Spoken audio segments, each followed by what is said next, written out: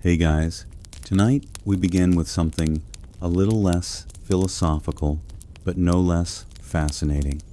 The food served in Wild West saloons, sure they were known for whiskey bar fights and questionable piano music, but what did people actually eat? Was it all beans and bacon, or were there surprises hiding behind those swinging doors? So before you get comfortable, take a moment to like the video and subscribe. But only if you genuinely enjoy what I do here. And let me know in the process comments where you're tuning in from and what time it is for you. It's always fascinating to see who's joining us from around the world. Now, dim the lights, maybe turn on a fan for that soft background hum, and let's ease into tonight's journey. Together, the first thing that hit you when you walked into a Wild West saloon wasn't the piano music or the sound of someone losing a week's wages at cards. It was the smell. Forget the romanticized scent of sizzling steak and fresh cornbread. The real bouquet was more like a punch. In the nostrils, a complex blend of sweaty cowboys, wet tobacco, old beer damp, wood horses that hadn't bathed in a decade, and if you were lucky, the faintest hint of something cooking in the back. Some saloons tried to mask it with sawdust on the floor or pipe smoke thick enough to cause temporary memory loss. Others just embraced it. You don't come here for the air, barkeeps would say, slapping flies off the counter with a rag that hadn't been cleaned since the Civil War. And yet somehow there was always a kitchen. It might have been a hole in the wall, fire pit with a pan of beans bubbling over embers.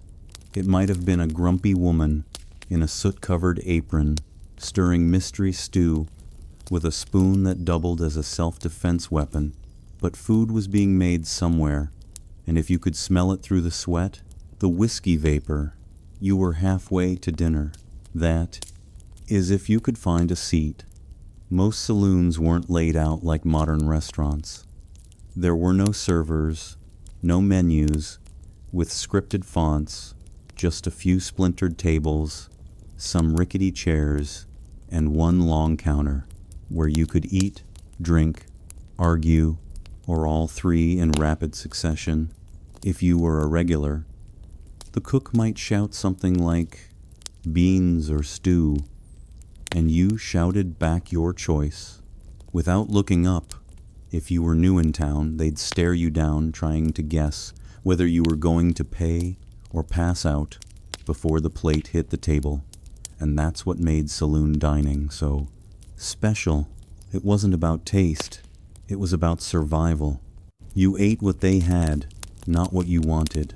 You sat next to strangers who might rob you or save your life tomorrow. And if the food made you sick, well, that's what whiskey was for. In the hierarchy of Wild West cuisine, beans sat squarely at the top, not because they were delicious, but because they were cheap, indestructible, and could survive an apocalypse, a gunfight, and a stampede. Without breaking a sweat, pinto beans, black beans, navy beans, it didn't matter. If it was dry, vaguely edible, and could be boiled into submission, it ended up in the pot beans, where the unsung heroes of saloon kitchens served morning, noon, and night, often to men who hadn't seen a vegetable since they left Kansas. Preparation was simple. Step 1, pour beans into a pot. Step 2, boil them for 6 hours over a questionable fire. Step 3, serve them with salt pork, a stale biscuit, and a look of mild apology. Some cooks tried to get fancy, adding lard onions or even chili powder if they were feeling ambitious. But most didn't bother. In the Wild West, flavor was considered a luxury, and seasoning was whatever blew in from the open window. The beans were hearty, filling, and predictable, 3 traits that cowboys respected more than gold. They fueled long cattle drives, powered poker nights, and gave you something to chew on while you waited for the piano player to start again, or for someone to get tossed through the front window. The only downside aftermath, one cowboy eating beans, was tolerable 10 cowboys in a saloon full of beans was a biological weapon. It's said that some bar fights weren't started by insults, but by a single, silent, but deadly betrayal near the stove. Still, beans were dependable when the meat ran out, when the chickens fled, and when the cook had exactly 7 brain cells left from the whiskey fumes. The beans remained unbothered, unburnt, unchanged. Some cowboys even preferred them. They could be eaten cold, reheated endlessly, and used as makeshift currency in emergencies. Legend has it, a man once bought a horse with 3 pounds of salted beans and a promise never to return. So yes, saloon food had its highs and lows, but beans were the baseline, the bedrock, the humble heartbeat of 1,000 dusty meals. You didn't love them, you respected them, and sometimes that was enough.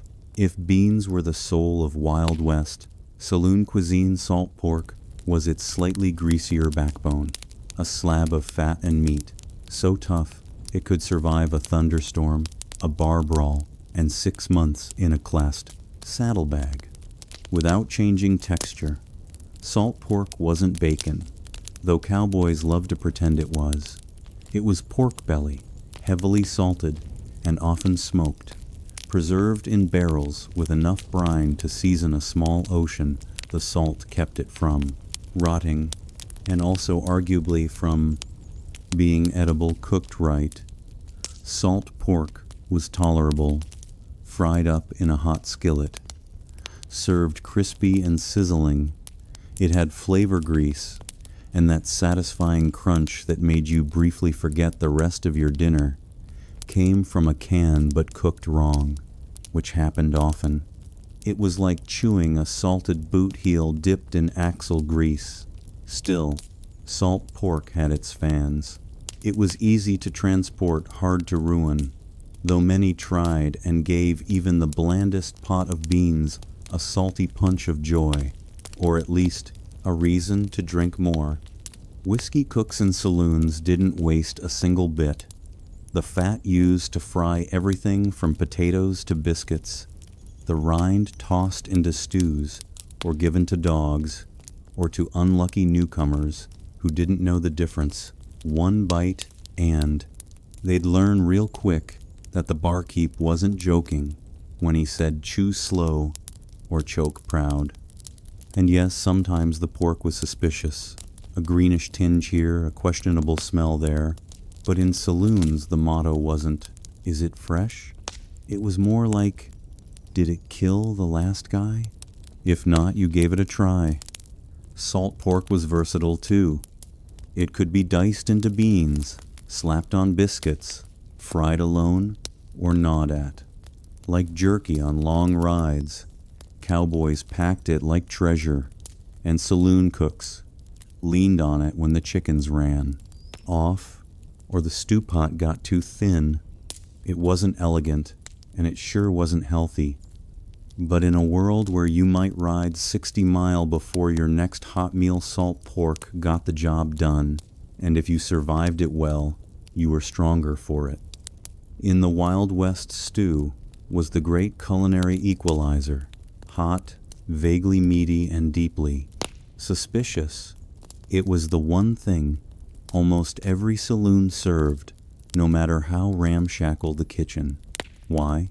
Because stew was the perfect cover story for whatever odds and ends the cook had lying around or couldn't legally describe. The base was simple: a pot, a fire, and ambition.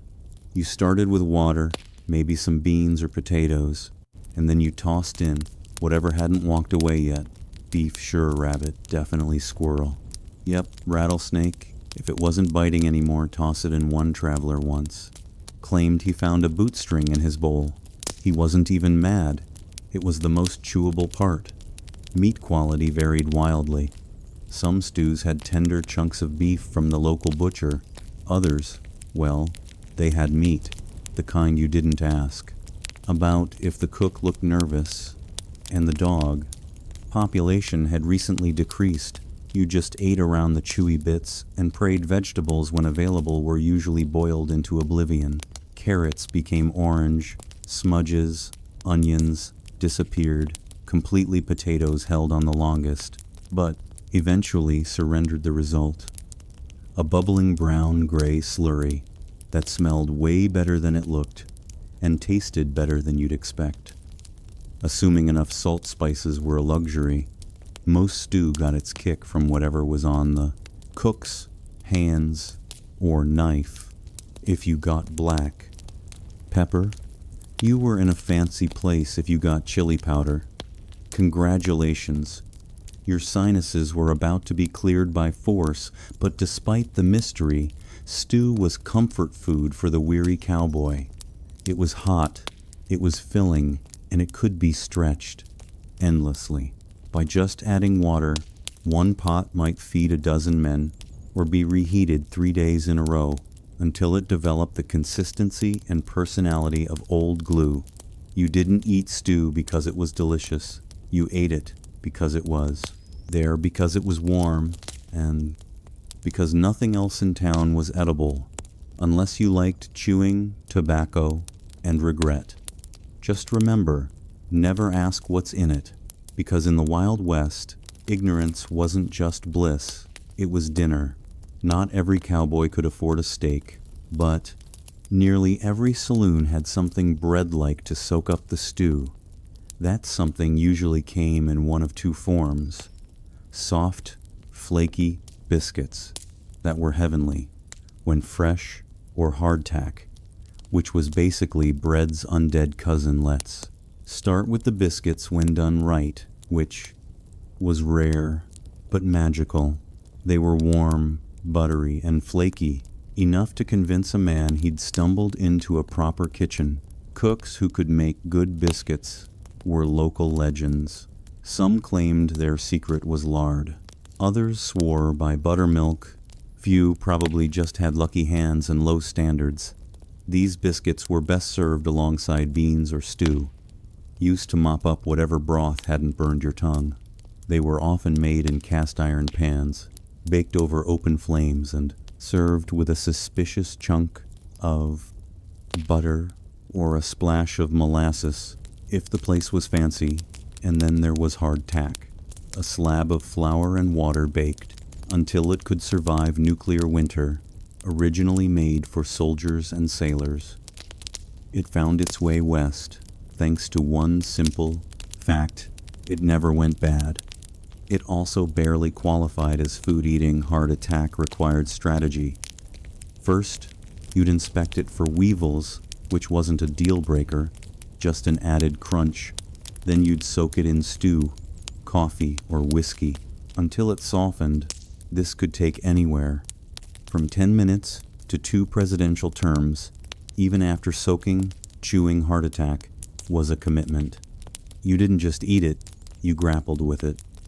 Dentists probably made good money off cowboys who challenged a piece and lost. But here's the thing: both biscuits and hardtack served their purpose. They were cheap, they were portable, they filled you up, and in a world where calories mattered more than cuisine, that was enough. So, if you strolled into a dusty saloon and saw a plate of steaming biscuits, you counted your blessings. If they handed you a hardtack, puck the size of your palm, well, at least it came with a story and maybe a chipped tooth. If you think modern coffee is strong, try cowboy coffee, a brew so potent it didn't just wake you up, it stared back and dared you to blink. Coffee in the Wild West was less about taste and more about survival. It wasn't roasted by origin, filtered through fancy gadgets, or topped with oat milk, foam art. It was ground roughly or not at all, dumped into a kettle and boiled until the liquid turned black and sentient. The standard recipe went like this. Take water from whatever source you had, hopefully not downstream from the horses. Throw in a handful of coffee grounds, measured by instinct and aggression. Boil it hard, don't strain it, don't question it, just pour and pray the result. A thick, dark concoction that smelled like burnt dreams and tasted like vengeance. It wasn't uncommon for the last sip to contain more grounds than liquid, which meant cowboys got both, caffeine and fiber, in one heroic gulp. And yet they loved it. Coffee kept you warm on cold desert mornings. It kept you awake through night watches. It masked hangovers and helped digest questionable stew. It was fuel, comfort, and punishment all in one tin cup. Saloons didn't always serve coffee unless they had a kitchen. But if they did, it came out boiling hot, probably old and strong enough to strip paint. One cowboy described it as like drinking a kick from a mule. But you miss it when it's gone. Fancy? A folk might have added sugar or canned milk. If available, everyone else just grimaced and powered through. And if a saloon had been reheating the same pot all day, you'd get the boldest brew known to man, thick as tar and twice as resentful. It's worth noting that some cooks reused old grounds to stretch the pot.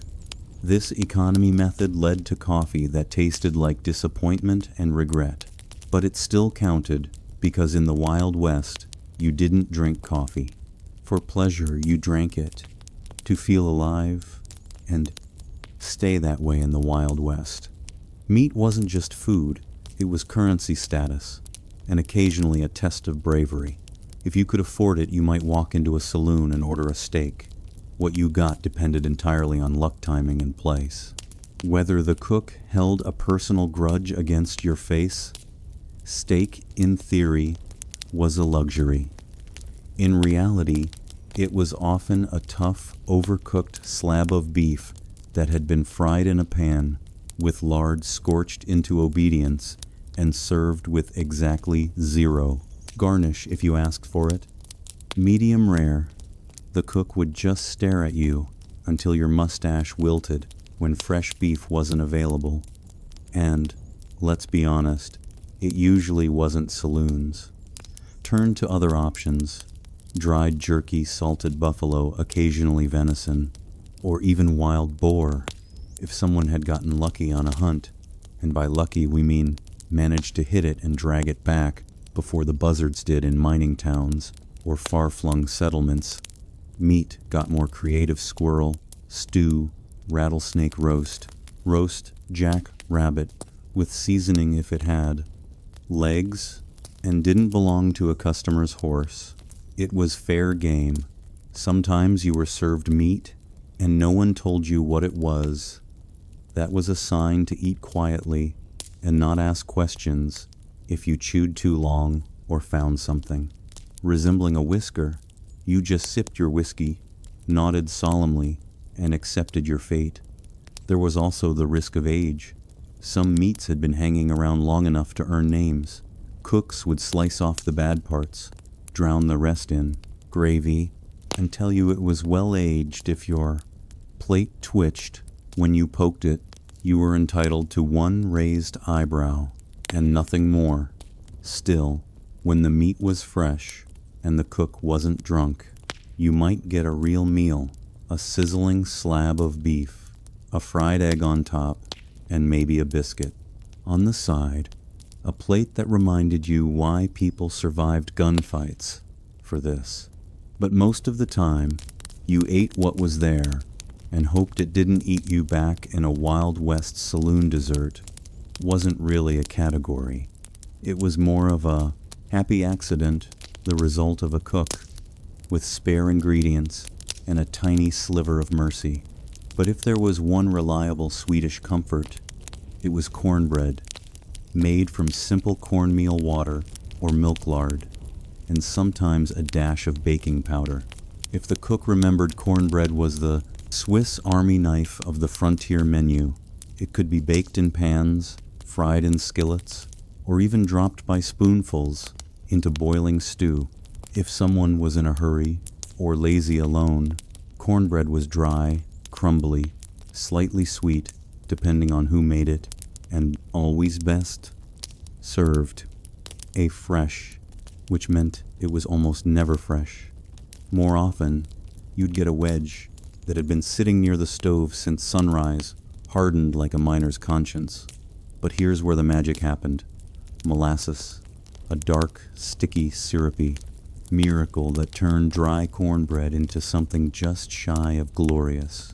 It was the cowboy's frosting, the outlaw's drizzle, the lonely gambler's last bit of joy before losing everything on a bad hand. Molasses was affordable, kept well in the heat, and masked the sins of even the driest baked goods.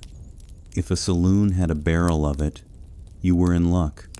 If they warmed it before serving, you were practically eating at a 5-star establishment by frontier standards. Some cooks went a step further, pouring molasses over skillet, fried cornbread, and tossing in a pinch of salt or spice. It wasn't quite cake, but it felt like it.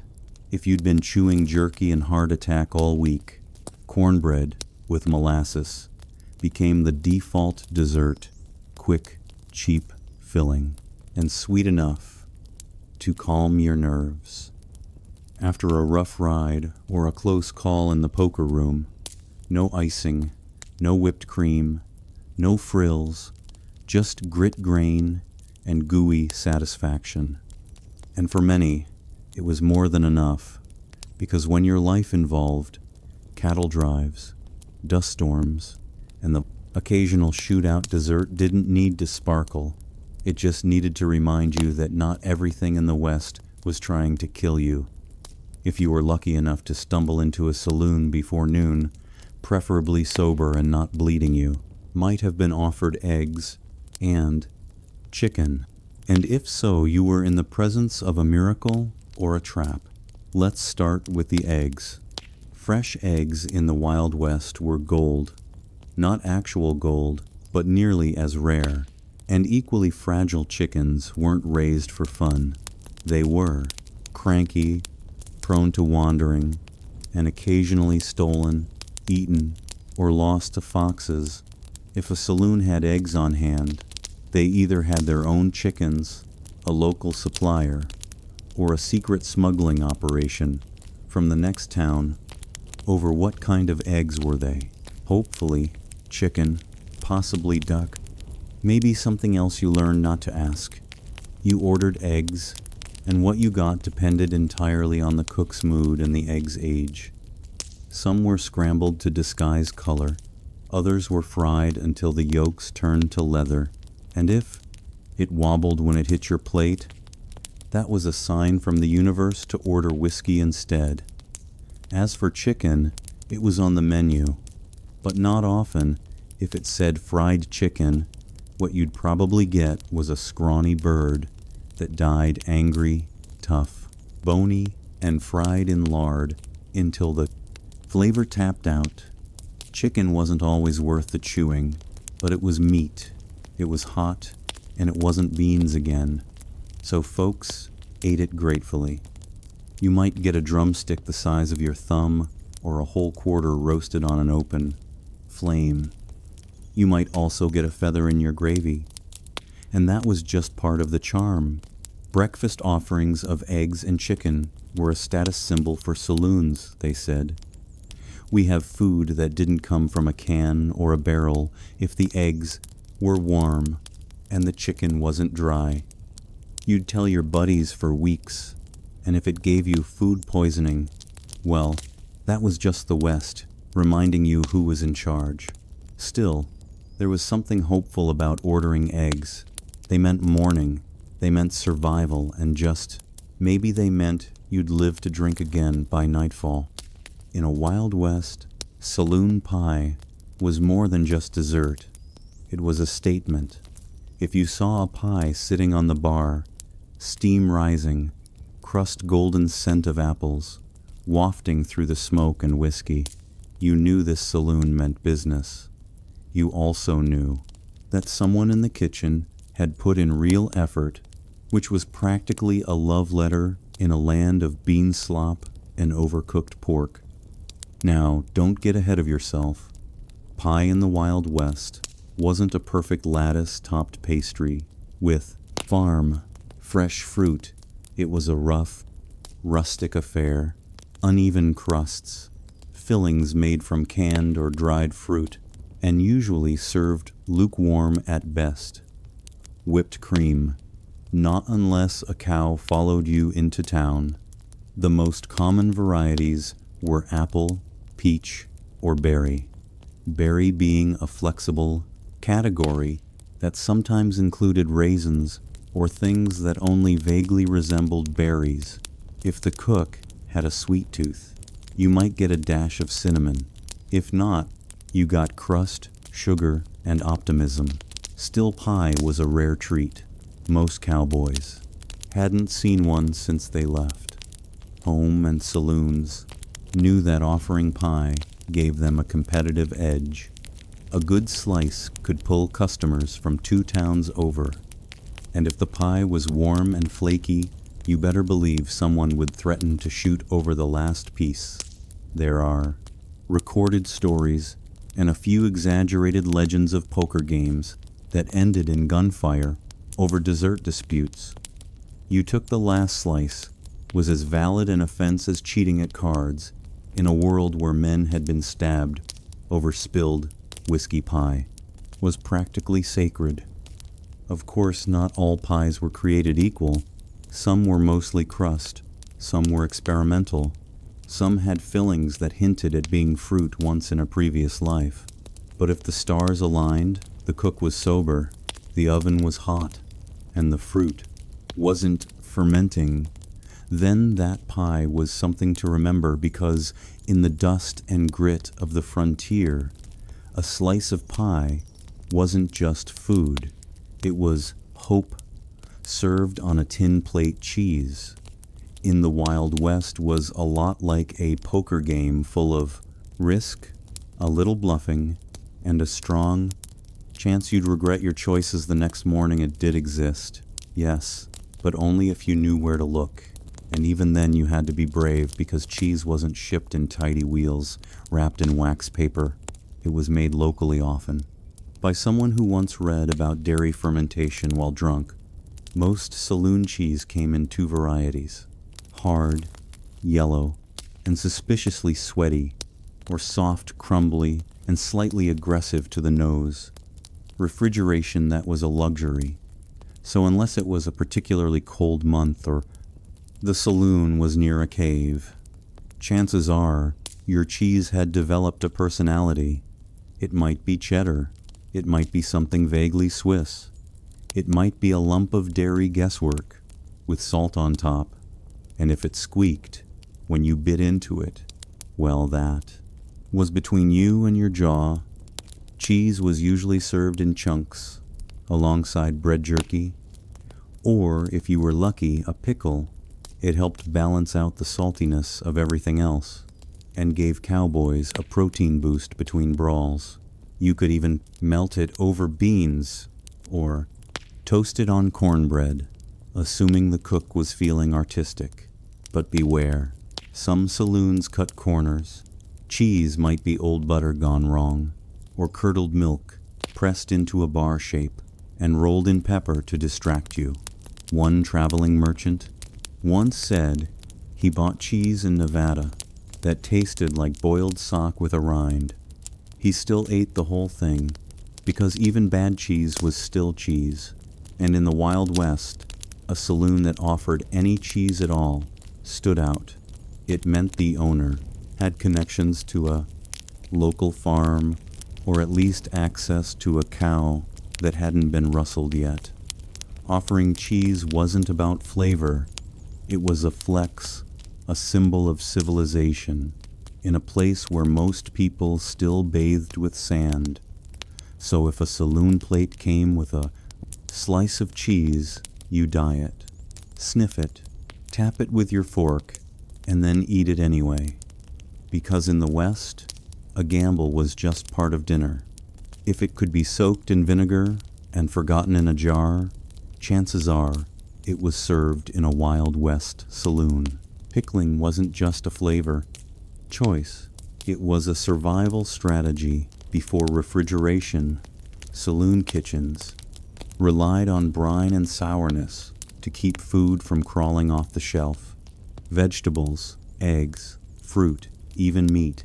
Nothing was safe from the preserving power of vinegar, and that's how we got pickled. Everything.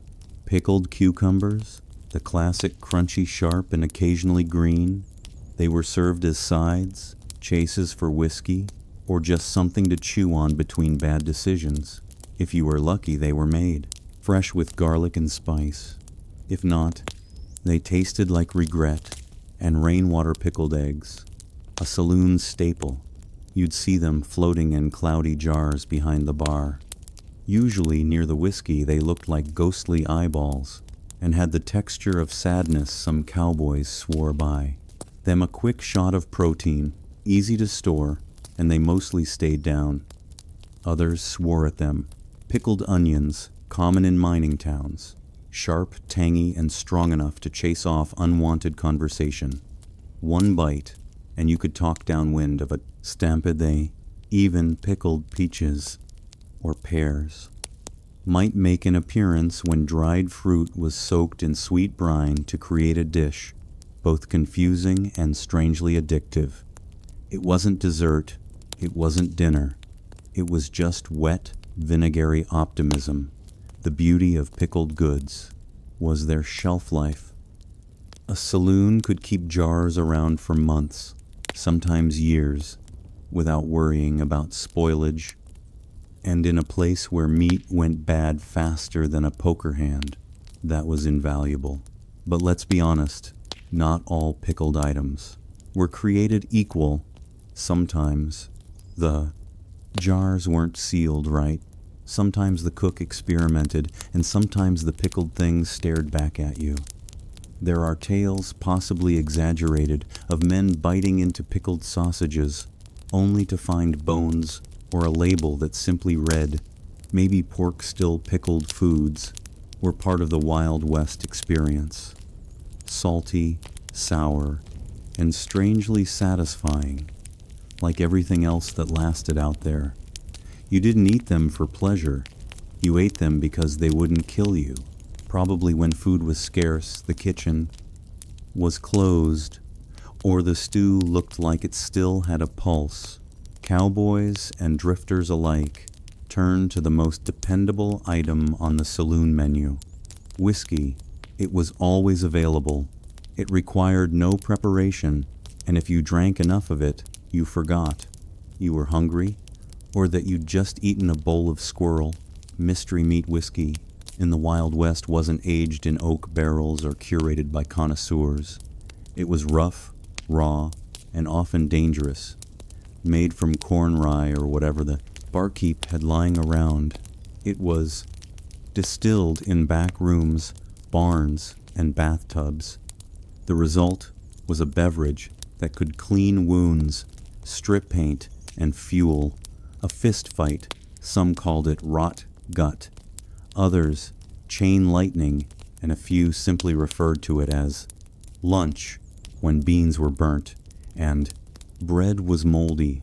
Men drank their calories, one burning shot at a time. Saloon whiskey wasn't just a drink, it was a survival tool. It helped numb the pain of trail, dust, heartbreak, broken ribs, and highly questionable stew. One shot before a duel, 2 shots after, and maybe 3 more. While you waited to see if your bullet wound was serious, it was common for saloons to serve whiskey specials, which came with a side of beans or a biscuit, not for flavor, but to keep you upright. Some men ordered whiskey with a pickled egg floating in it, which somehow counted as both hydration and protein. And of course, whiskey was social glue. You bought it to make friends, to start fights, and occasionally to apologize. After both, you could measure a saloon's reputation by how fast its whiskey knocked a man off his stool. Quality, don't ask. Some whiskey was barely more than colored moonshine. Additives ranged from tobacco juice to cayenne pepper. It burned going down, and if it didn't, you were probably drinking kerosene. Still, no one complained, because whiskey was warm, cheap, and honest. The only thing on the menu that never lied about what it was, and on nights when your meal came in a glass, with no fork and no judgment, you raised it high and called on it dinner in any Wild West saloon that dared serve food. There existed a shadowy, smoke-covered figure whose power rivaled that of the bartender, the sheriff, and the town preacher. Combine the cook. This individual, often unshaven, always irritable, was either a life-saving genius or a culinary war criminal. There was no middle ground. You'd never see them smile, but you'd remember their cooking for days, either in gratitude or gastrointestinal trauma. Saloon cooks weren't trained chefs. They were usually ex-miners, ex-cons, or somethings who knew how to build a fire and weren't afraid of questionable meat. Their kitchen, a fire pit, a dented stove, and a single cast-iron pan that hadn't been washed since the gold rush. And yet, somehow, they fed entire saloons. On a good day, they'd whip up a pot of chili that could bring a man to tears in a good way. The biscuits would be warm, the beans cooked through, and the cornbread just sweet enough to remind you of home. But on a bad day, the beans were scorched, the meat was gray, and the stew had an unsettling layer of oil that moved when the pot was still. You didn't complain. You couldn't saloon. Etiquette was clear: never insult the cook, because the cook controlled everything: the salt, the grease, the mystery meat. Ratio: if they liked you, you got the freshest cut. If not, you got the spoon scrapings from last night's disaster, reheated into chili surprise. They also doubled as the saloon's unofficial bouncer. No one wanted to get hit by a ladle that had just survived frying salt pork, and if the cook had a cleaver, which many did, they could clear a room faster than a shotgun. Despite their moods, these cooks were vital. They kept cowboys on their feet, miners from passing out, and travelers from collapsing mid-sentence. They worked long hours in heat and smoke, took insults of seasoning, and lived by a single rule: if you don't like it, there's the door or the whiskey. So whether they were your savior or your saboteur, you always nodded respectfully to the cook, because in the Wild West, they held your stomach and your fate in their greasy, glorious hands. Now that we've walked through the swinging doors, sniffed the stew, and stared down a pickled egg in a foggy jar, the real question remains: would you actually eat the food served at a Wild West saloon? Let's be honest. Modern taste buds might not survive the experience. The beans were basic, the meat was a gamble, and the stew was more mystery than meal. You'd need strong teeth, a stronger stomach, and the kind of appetite that comes from riding 40 meter on a sunburned horse with nothing but dust in your lungs. But here's the thing for the cowboys: miners, gamblers, and misfits of the American frontier, saloon food wasn't about gourmet flavor or Instagram-worthy plating. It was about fuel, calories, heat, a warm plate between gunfights, train robberies, or another night sleeping in a barn next to a mule named Regret. It was about survival. You didn't ask where the meat came from. You didn't complain if the biscuit crumbled like chalk. You just sat down, ate, what was handed to you and washed it down with something strong enough to kill bacteria, or at least make you stop caring about it. And when food was good, when the beans were fresh, the coffee didn't bite back, and the cook had spared a little molasses for the cornbread, it felt like a miracle. So, would you eat it? If you lived back then, yes, you wouldn't just eat it. You'd be thankful for it. You'd scrape the bowl, wipe the plate with your crust of bread, and order seconds with coins that still smelled like dynamite and horse sweat. You'd laugh with strangers, curse the cooked toast with whiskey, and maybe, just maybe, end the night with a slice of pie and a story worth telling. Because saloon food wasn't glamorous. It was gritty, greasy, and real. And in a world where the West was still wild, that was enough, long before tattoos were scrolled across biceps and backs, in trendy shops with buzzing needles. They were something far older, etched, not with fashion in mind, but with mystery, meaning, and survival. Let's rewind to a time when cities didn't exist, when gods hadn't yet been given names, and humans lived close to the bone in both spirit and skin. Enter the Iceman, discovered in 1991, frozen in a glacier between Austria and Italy. His mummified body was over 5,000 years old, older than the pyramids, older than Stonehenge. And yet, across his leathery skin, researchers found something incredibly modern. Tattoos, 61 of them, to be precise. They weren't ornamental spirals or stylized animals. They were dark carbon marks, dots and lines, running down his spine, behind his knees, and around his ankles. Here's where it gets wild.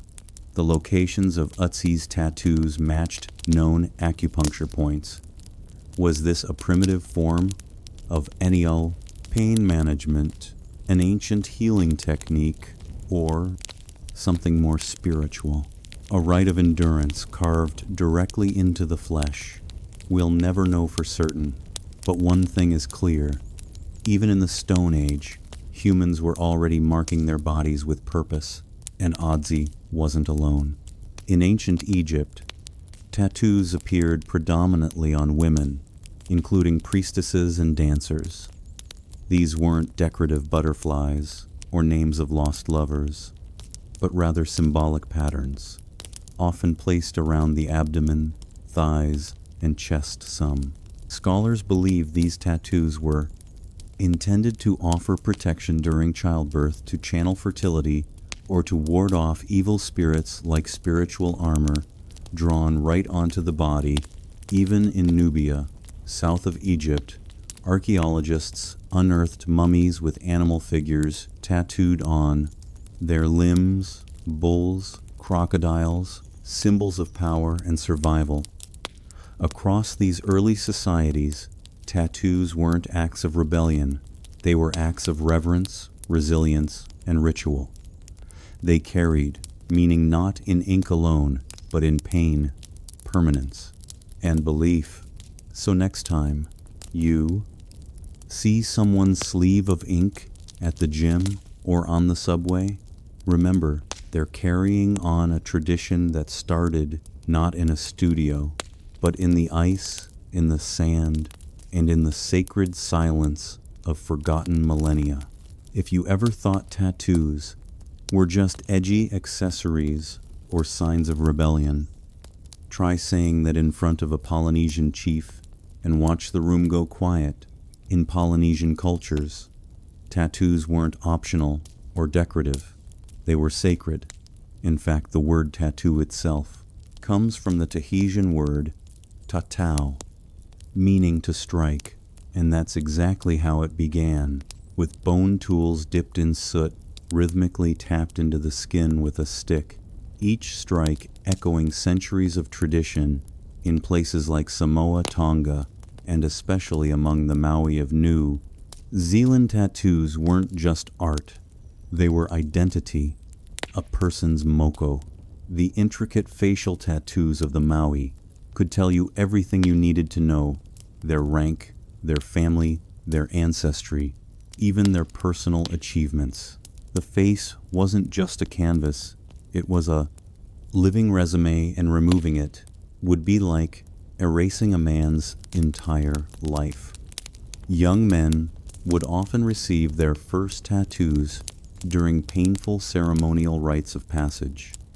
This wasn't a Friday night decision. After a few drinks, it was a spiritual transformation.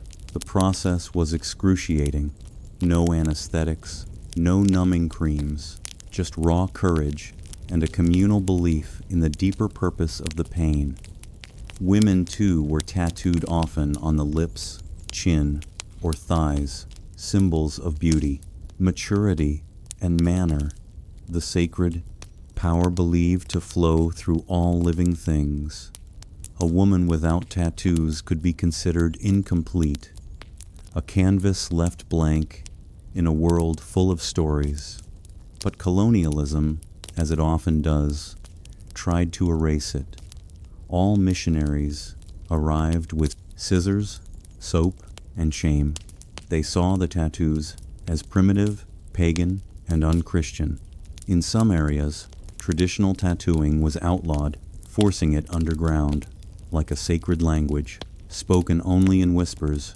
Still, the ink endured today. Many Polynesians are reclaiming their tattoo heritage with pride. The ancient tools have returned, the designs have resurfaced, and across the Pacific, you can hear the sound of tattoo, once again, not just as an art form, but as an act of cultural survival.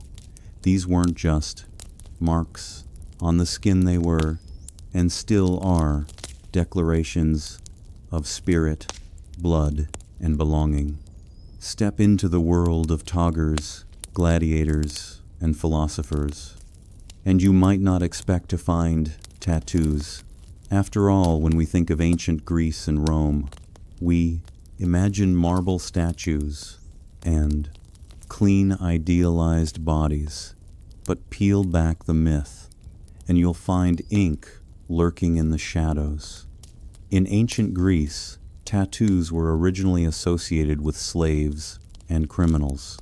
In fact, the Greek word stigma, yes, the root of our modern term, stigmatize, referred to the permanent marks branded or inked into someone's skin as punishment. These weren't symbolic or decorative. They were labels, warnings. If you were a runaway slave or a captured enemy, your captor might tattoo your forehead with a message like, "Stop, may he ran away." A permanent scarlet letter etched into the skin. The Romans, pragmatic as ever, borrowed this idea and took it further. Soldiers in the Roman army, especially those in specialized legions, were often tattooed to mark their loyalty, a kind of flesh-bound dog tag. But they also used tattoos to brand gladiators, slaves, and prisoners of war. It wasn't about identity, it was about ownership. There's a darker twist here. The early Christians persecuted by Roman authorities were sometimes tattooed as a form of humiliation. But centuries later, Christians would reclaim the practice. Pilgrims to Jerusalem in the Middle Ages often returned with small crosses tattooed on their arms, proof of their devotion and suffering. What began as a tool of class punishment morphed into a badge of faith.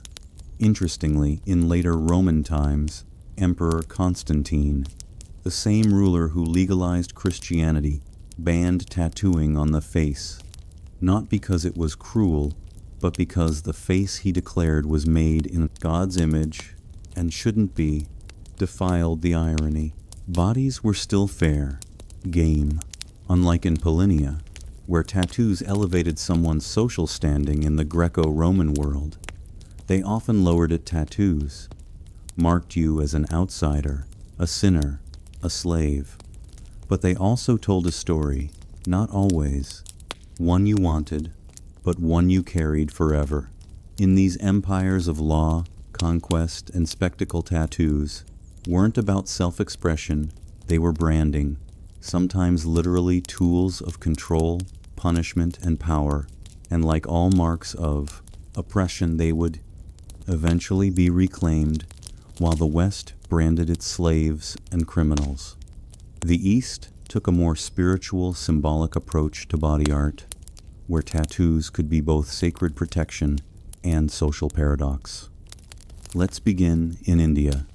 Though India is more famous for many, the temporary henna art applied during weddings and festivals, the country also has a long history of permanent tattoos among tribal communities, like the Bagandi and Santhal tattoos, were considered both ornamental and protective. A woman might be tattooed with symbols of fertility, strength, or religious devotion, not on a whim, but as part of a deeply rooted tradition passed from grandmother to granddaughter.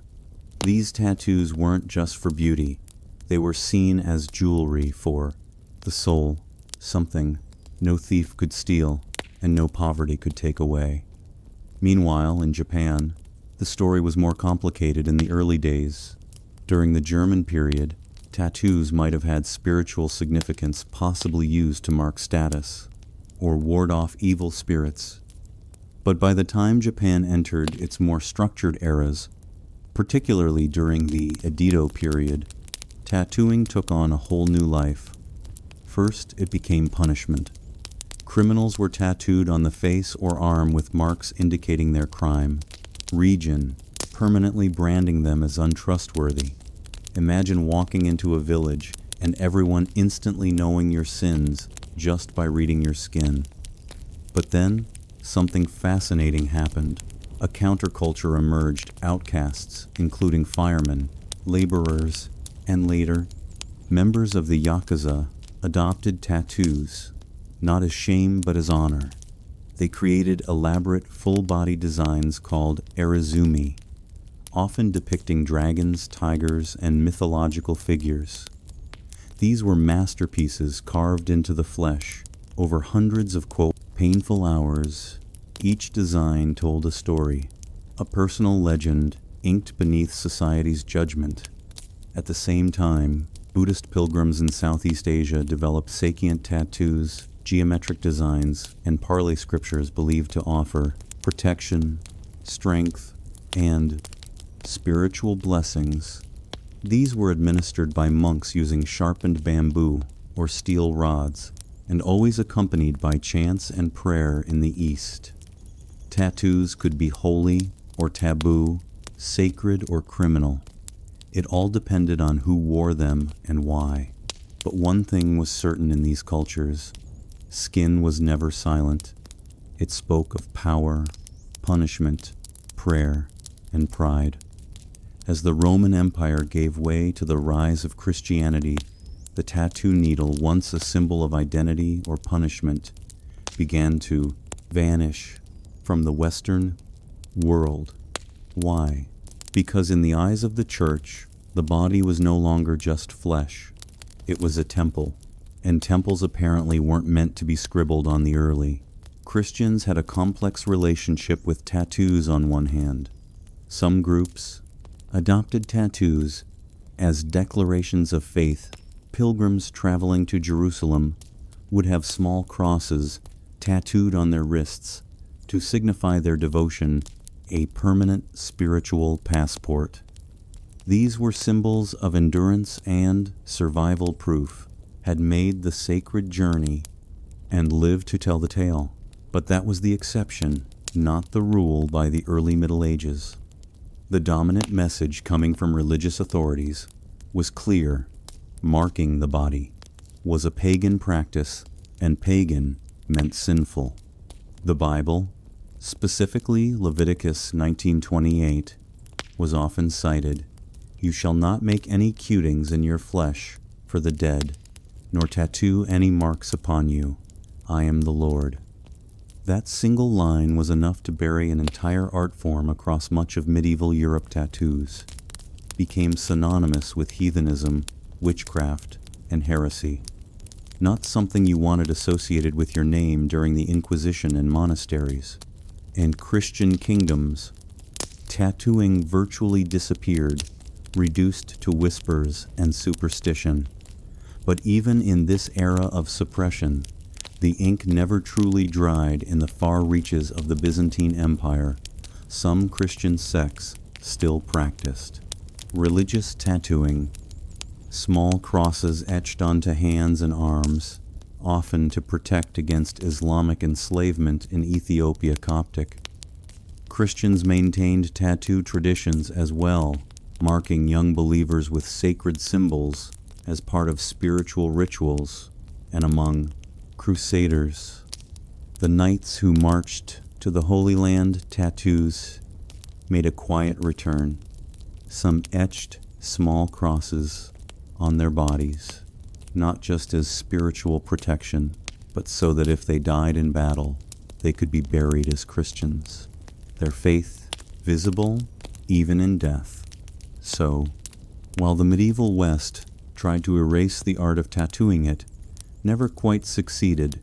The ink hid in monasteries, pilgrim trails, and desert churches, waiting patiently like a buried relic for its time to rise again as the age of exploration dawned and wooden ships began slicing through unknown oceans. Tattoos found a brand new canvas sailors, and these weren't royal court artists or tribal shamans. These were rough men, calloused by salt and superstition, who began decorating their bodies with anchors, mermaids, and crucifixes. But how did tattoos return to Europe after centuries in exile? Enter the 18th century voyages of Captain James Cook.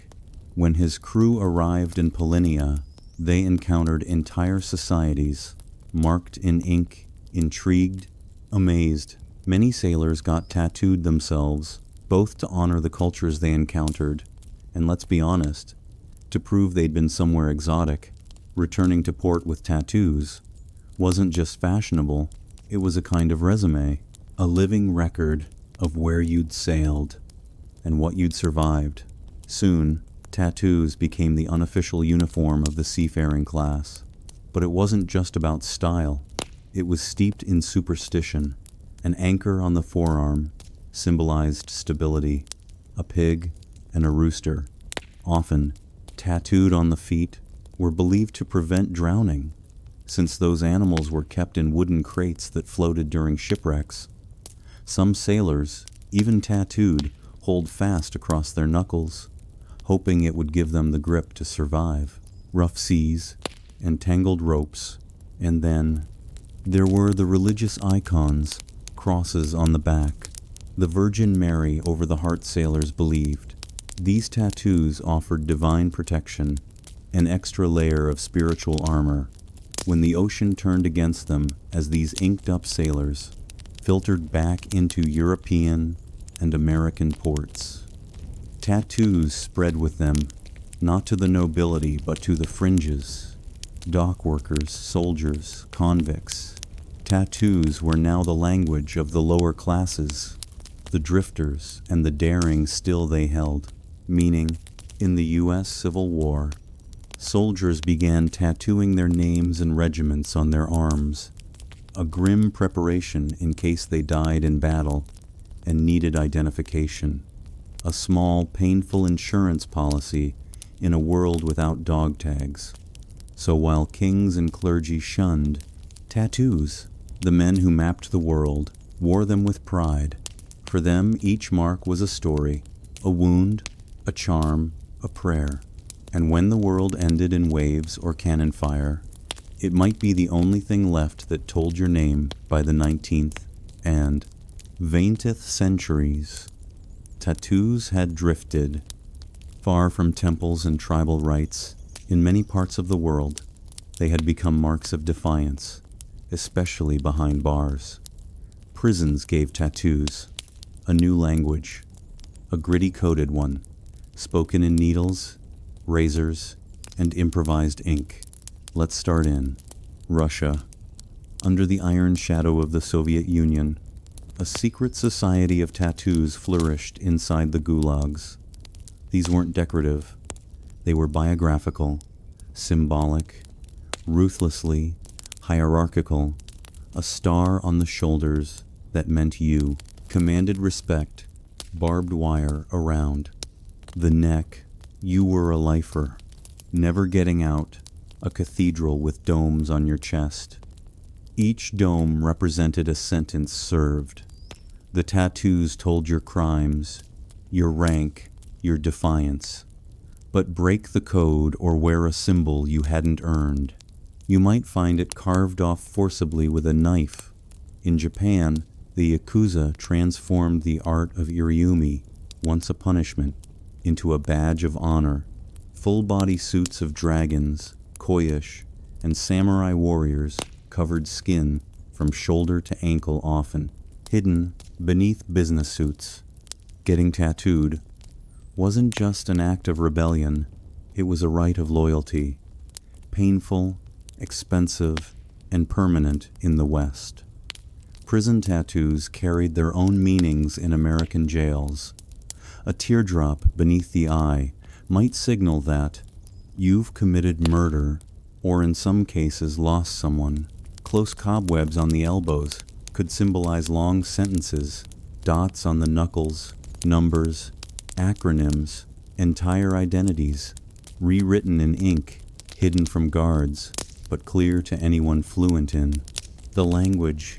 These tattoos were often done with smuggled sewing needles, paper clips, and pens, melted into ink. There was no glamour here, just pain and symbolism for many inmates. It was less about art and more about identity proof that you belonged, or a warning that you didn't. Outside prison walls, these tattoos carried a heavy stigma. They marked you as dangerous, untouchable, beyond redemption. But for the men and women who wore them, the ink was often the only constant, the only part of themselves they owned in a system built to strip everything else away. Tattoos in prison weren't fashion, they were survival. By the time the 20th century hit full stride, tattoos had gone from sacred symbols and outlaw code to mainstream rebellion. If the church once saw tattoos as the marks of sin, modern society started to see them as symbols of freedom and occasionally of a very specific kind of cool. In the early 1902. You could still catch tattooed performers in circus sideshows, tattooed ladies, and illustrated men who charged admission to show off. Their fully inked skin, people gasped. They stared. It was taboo, wrapped in spectacle. But something began to shift around the middle of the century. Soldiers, returning from World War II, brought back simple tattoos, anchors, eagles, hearts, with mom scrolled inside as personal emblems of pain, patriotism, or survival. These tattoos weren't for show. They were keepsakes, burned into the skin as reminders of the things they'd seen and the brothers they'd lost. Then came the frus, counterculture. In the 1962nd and 72nd, tattoos began breaking out of their blue-collar roots and onto the bodies of rock stars, bikers, and beat poets. Janis Joplin had a bracelet tattooed on her wrist. The Hells Angels wore ink like a badge of honor, the act of getting a blue-collar roots tattoo, still a bit frowned upon by polite society, became an act of rebellion, a way to say, I don't care what you think. And tattoo parlors, they were no longer hidden dens in city alleyways. They started to go legit artists, like Lyle Tuttle, who famously inked Cher and the Rolling Stones. Turn the needle into a brush. Suddenly, tattoos weren't just symbols. They were statements, personal, political, powerful. But the stigma didn't vanish overnight. Even into the 1992nd and early 2000nd, having visible tattoos could keep you from getting hired. No visible tattoos was printed right into many job applications. Ink still whispered of crime, deviance, or recklessness, especially for women whose tattooed bodies were policed more harshly, and yet the tide was turning tattoo. Television shows emerged. Celebrities embraced full sleeves. Tattoo conventions popped up everywhere. The art form was no longer a subculture. It was culture. From rebellion to runway tattoos had finally re-entered the mainstream. But they never forgot their roots in a world where everything from our voices to our memories lives in the cloud. You'd think something as analog as a tattoo might be left behind, but instead tattoos have entered a renaissance, not just surviving the digital age, but evolving with it. Today, tattoos are more than ink and skin. They're powered by apps, augmented by tech, and designed with machines that would make 19th century sailors weep. Some artists now use AI to generate hyper-detailed designs. Others work with machines that print ink with surgical precision. And then there's the rise of smart tattoos, experimental patches embedded with sensors capable of tracking vitals, controlling devices, or even lighting up with LED ink. It's not science fiction. It's already being tested in labs, but even without the tech, tattoos are booming. What was once taboo is now celebrated across professions, genders, and cultures. Doctors have full sleeves. Teachers wear wristbands of ink. CEOs stroll into boardrooms with elaborate back pieces hidden beneath suits. Social media has democratized the art form. A tattoo in Seoul can go viral in Seattle. Artists build global audiences overnight, and customers can book a session with the tap of a phone. And yet the meaning behind tattoos hasn't disappeared. If anything, it's become more personal, and people now tattoo sound waves of loved ones, voices, coordinates of where they met their partners, portraits of pets, constellations from their child's birth, night quotes in forgotten languages etched forever. To remember, to heal, to belong. Cultural tattooing is resurging too. Indigenous communities, from the Arctic to the Andes, are reviving ancestral designs, reclaiming identity through skin. What was once suppressed is now proudly worn, a walking act of remembrance. Of course, debates still rage. Is it art or trend, sacred or superficial? Can you truly own your story if it's filtered through algorithms and likes? But maybe that's the point. Tattoos have always lived in that gray area between pain and beauty, permanence and transformation. They are both primal and futuristic, a whisper from the past and a declaration for tomorrow. And as long as humans crave meaning, memory, and mark-making, tattoos will endure beneath the surface. Ink will always speak, even when words cannot. Before empires clashed and blood soaked the sand, before kings trembled at her name, Tamias was simply a daughter of the wind, born to the raw, open steppe. The land she came from was not gilded in marble or echoing with philosophy. It was brutal, free, and endlessly vast. This was the world of the Massage, fierce nomadic horse, archers who rode like spirits of the plains, their lives shaped by survival, honor, and war. We know little of Tomius's childhood, but we can imagine the rhythm of it. She would have learned to ride before she could run to shoot, before she could speak in full sentences. Among the massage, girls were not caged in tents or veiled by silence. They trained beside the boys, rode with the warriors, and grew up with iron in their blood to lead. One had to bleed, and Tomius, even as a young woman, bled for her people. Her tribe worshipped the sun, and sky lived off their herds and buried their dead. With weapons ready for battle in the afterlife, they had no cities, no golden temples, but they had pride. And when enemies approached, they met them not with prayers, but with arrows. Tamius likely came to power after the death of her husband, who may have ruled the tribe before her, but what's certain is that when the moment came, she didn't inherit leadership. She seized it in a time when most women were considered property. Tomius commanded an army. She negotiated with kings. She dared to speak as an equal, and if they didn't listen, she made them. She was more than a queen. She was Shahut, the steppes' checkmate, a war chief in bronze and leather who would soon face the greatest empire on earth. But power, especially for a woman, never comes without consequence. As Tomius began to solidify her rule, whispers grew louder across the mountains to the south. A king was watching.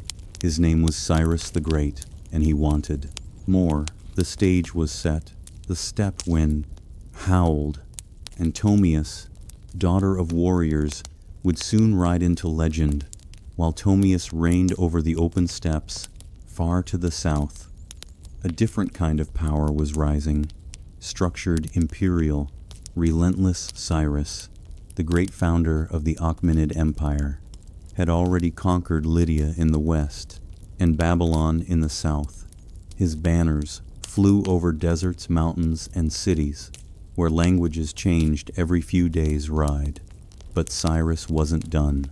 He was a builder of empires, and every builder eventually eyes the horizon too. Cyrus the Massage were a threat, wrapped in opportunity.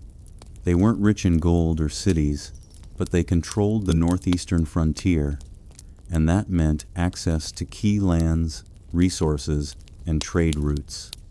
More importantly, the Massage Day had something no empire could afford to ignore: pride. And pride in Cyrus's eyes could be bent or broken, but Cyrus also knew that brute force wasn't always the best first move. He had a reputation for cleverness, diplomacy, and strategic trickery, so he tried a different approach, one that kings before him had used to dissolve threats without a single drop of blood. He proposed marriage according to ancient sources.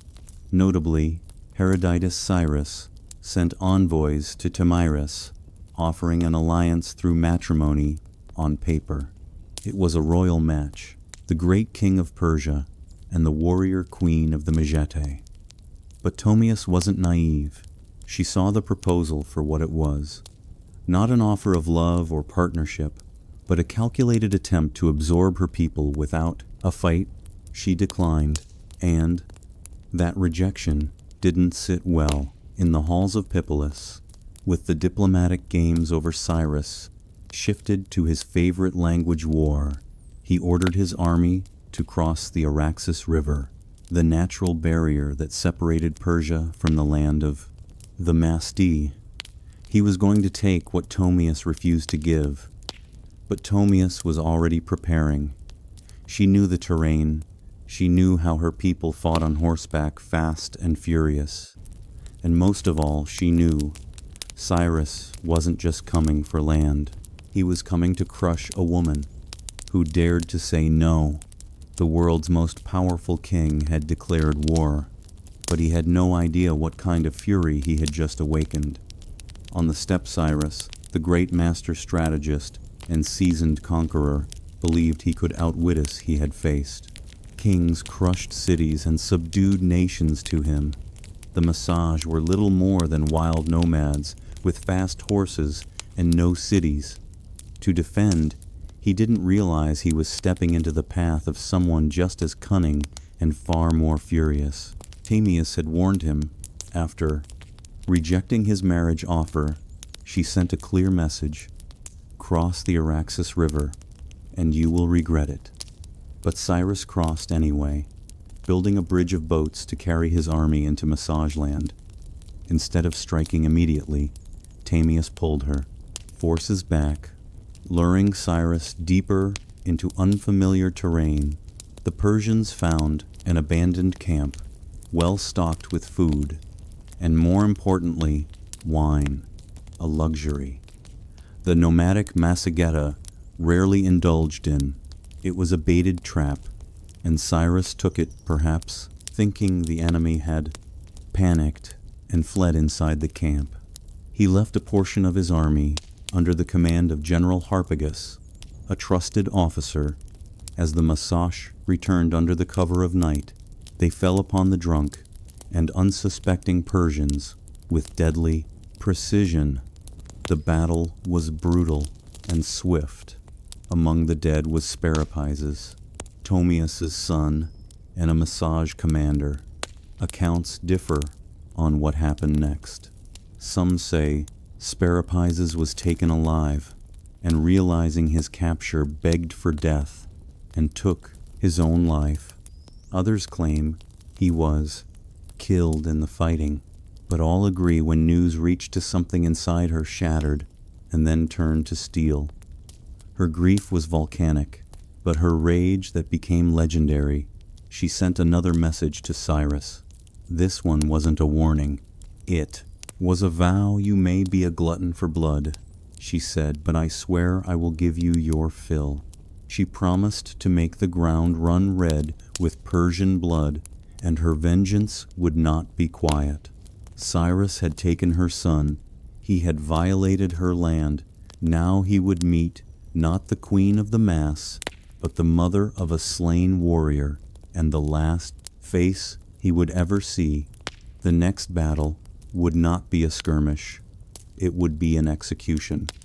The sun rose over the plains like a blade sharp and blinding. Tamira stood at the head of her army, no longer just a queen, but a storm given form her. Warriors, hardened by the nomadic life, painted their faces with ash and rage. This wasn't about politics anymore.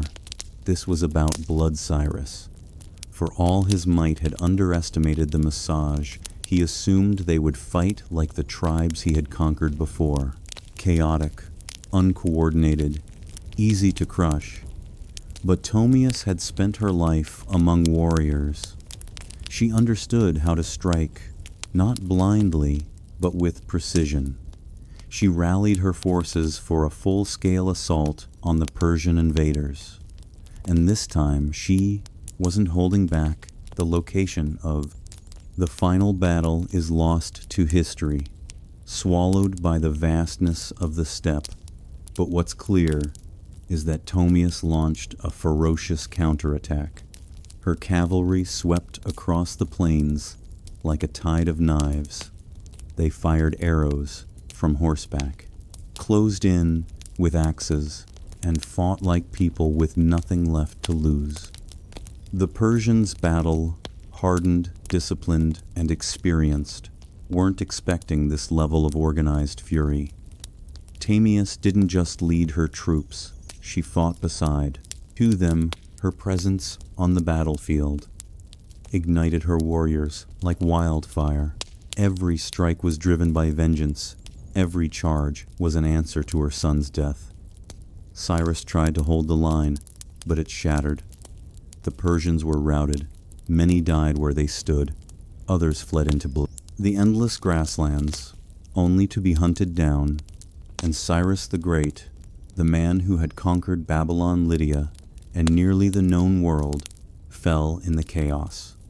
Whether he was slain in combat or captured and executed depends on the version told, but either way, he died on. Tamiras's terms. What came next is infamous. According to Herodotus, Ptolemus found Cyrus's body on the battlefield, ordered his head severed, and then in a final act of symbolic revenge, submerged it in a wineskin filled with human blood. Drink your fill, she said, of the blood you thirsted for. Was it historical fact or poetic embellishment? Maybe both, but it didn't matter. The message was eternal. Ptolemus was not to be conquered when the dust settled and the grass drank deep.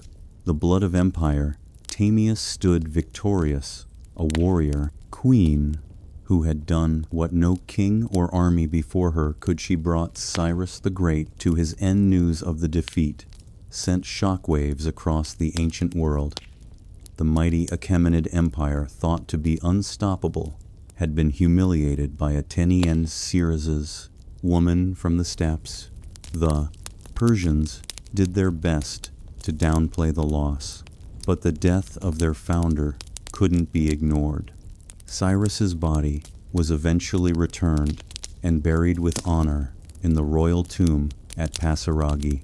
Yet the stain of his final defeat would linger like a wound on the empire's legacy for Ptolemus and the Majet. However, the victory was more than revenge. It was a declaration. They had defended their sovereignty, not just with weapons, but with dignity. Ptolemus had stood up to the Waitian, world's most powerful ruler, and she hadn't just survived, she had triumphed, and then she vanished from history. No records survive, detailing her later years, her death, or any successes she may have appointed. It's as if after taking her vengeance, Ptolemus simply rode back into the horizon and allowed the wind to carry her legend forward in the centuries that followed. Historians, poets, and chroniclers would try to fill in the blanks, turning her into a symbol as much as a woman to the Persians. Her name was a bitter reminder to the Greeks. She was a paradox, a barbarian who displayed more nobility than many kings, and to the peoples of Central Asia, Ptolemus became folklore, a ghostly queen who rides through the steppe fierce and unbending with a sword that remembers her legacy. Would inspire countless depictions across cultures. Medieval manuscripts portrayed her in regal armor. Renaissance paintings imagined her towering over Cyrus's corpse. In every age, she became what people needed: a mother avenger, a wild queen, a lesson in hubris, or a symbol of feminine power. But one truth cuts through the myth. She changed history. Ptolemus didn't inherit a throne. She forged it in fire and fury, and for one brief, unforgettable moment, the steppe queen proved that not all empires rise. Some fall to the hooves of warriors who ride with vengeance in their hearts. Much of what we know about Ptolemus comes not from local massage records. They left no stone tablets or royal archives, but from the pen of a Greek Herodotus, often called the father of history.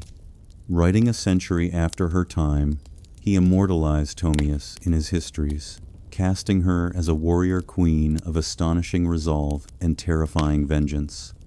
But Herodotus wasn't simply reporting facts. He was weaving a story, one part chronicle, one part morality tale. To him and his Greek audience, Ptolemus represented the ultimate reversal of imperial arrogance. Cyrus the Great, a man who had conquered half the known world, fell not to a vast army or a rival king, but to a woman who fought not for glory, but for her child. Her victory was almost mythic, and Herodotus treated it as such.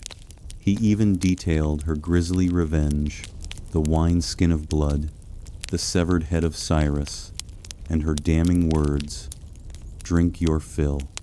But was it true? Modern historians debate this endlessly. Some argue that Herodotus exaggerated or even invented parts of the tale, using Tamiris as a narrative tool to humble the Persian Empire, which at the time of his writing was still a looming force over the Greek world. Others believe that, while the blood wineskin episode might be symbolic, the core event, Cyrus's death, at the hands of Tamiris, likely did happen. There's also the question of bias Herodotus for all. His insight often filtered foreign cultures through a Greek lens. He portrayed the Massete as wild and free, yet noble, an exotic mirror to Greek ideals of honor and liberty. Tamias, in that frame, wasn't just a barbarian. She was a moral counterweight to Persian ambition. Still, even if details blurred over time, Herodotus succeeded in one thing. He ensured Tamias would not be forgotten. Because of him, she became more than a historical footnote. She entered the realm of legend, where facts soften, but impact sharpens. And in that space, between myth and memory, Tomius's story found a strange kind of immortality in a world dominated by kings and conquerors. Herodotus left us a queen who refused to kneel and left her enemies bleeding in the sand, though she may have slain one of the ancient world's most iconic emperors. Tamias never ruled an empire herself. She didn't build cities of stone or inscribe edicts on golden tablets. Her people, the Magi, were nomads, living not by walls, but by the rhythms of the land, the sky, and the horse. This meant that Tomius's legacy was never institutionalized. There were no marble busts or royal coins bearing her likeness, no archives to immortalize her decrees. Instead, her story passed on, as stories do, on the steppe through firelight song, and the whispered awe of warriors. The Magi were one of many powerful tribes of the Central Asian steppes. Their cousins included the Sayans, the Saka, and the Dahai, all expert horse archers who roamed the lands between the Caspian Sea and the Caspian Sea, borders of ancient China. These tribes were feared by empires for their mobility, unpredictability, and ferocity in battle. Tomius as a female leader among them was rare, but not entirely unique. Steppe culture, unlike many sedentary civilizations, allowed women far greater, and freedoms women rode, hunted, fought, and even led among the Scythians' graves of female warriors, buried with weapons, armor, and horse gear, have been found by archaeologists, confirming that the stories of fierce steppe queens were more than just legend. Tamias stood at the pinnacle of that tradition. Her power didn't come from inheritance or religion. It came from respect, grit, and sheer capability. She was a unifying force among scattered clans, a political leader, and a military commander in a landscape where survival meant riding faster, shooting better, and fearing nothing but because the massage left no monuments.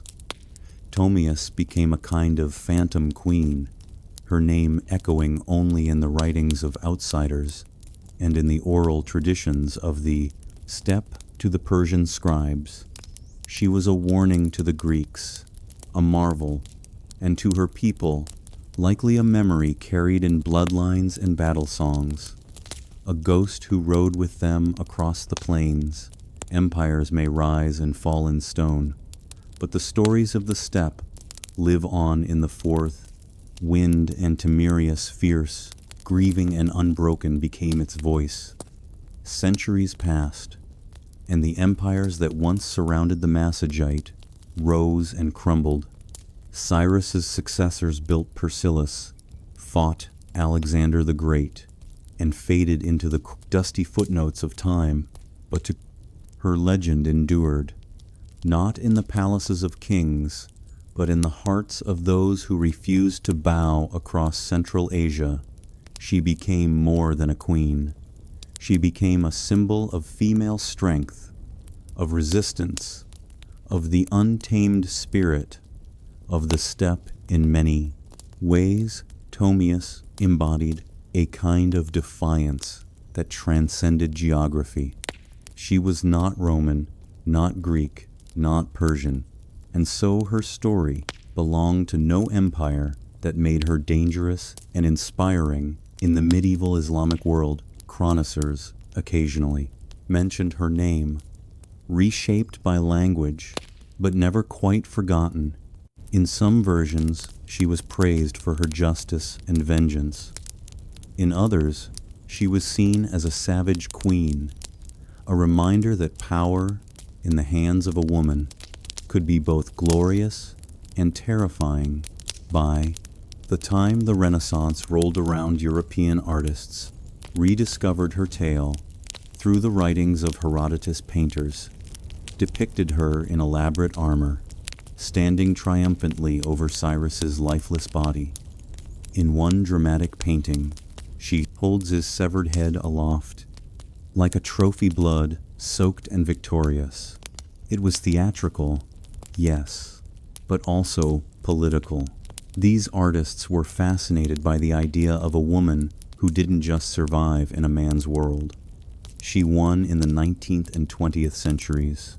Tomius became a nationalist icon in regions like Kazakhstan, Uzbekistan, and Turkmenistan.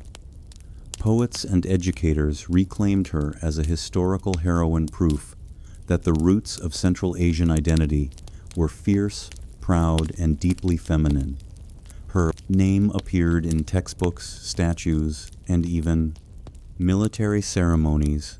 A woman who had once ruled on horseback with a bow in hand was now riding once more through memory and myth, through rebellion and pride, in a world that still wrestles with the idea of powerful women. Tomius remains a feat challenge. She wasn't perfect, saintly, or tame. She was decisive, brutal when necessary, compassionate only to those who deserved it.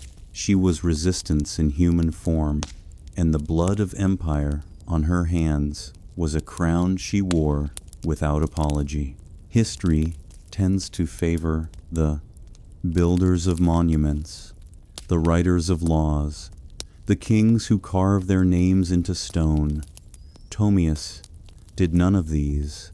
She left no empire behind, no palace, to excavate, no royal seal to decipher, and yet her name still lives, not because she ruled forever, but because she refused to be erased.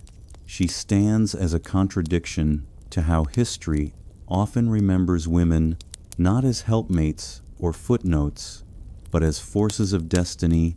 Tomius didn't beg for recognition. She took it with blood and fire. She didn't ride behind a king. She rode against one and won. Her story is retold in classrooms, from Central Asia to Europe, not simply because she killed Cyrus the Great, but because she dared to defy him. She wasn't defending an empire.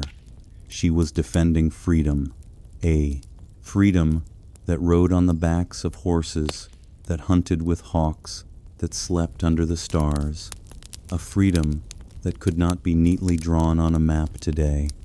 Her statues rise from Kazakhstan's capital cities, and her face adorns coins and textbooks to modern Central Asians. She is a mother of nations, a link to a pre-Islamic, pre-Soviet, proudly nomadic past, a reminder that their identity wasn't born in submission, but in the cry of battle and the gallop of horses, in a world still divided by power, by gender, by memory.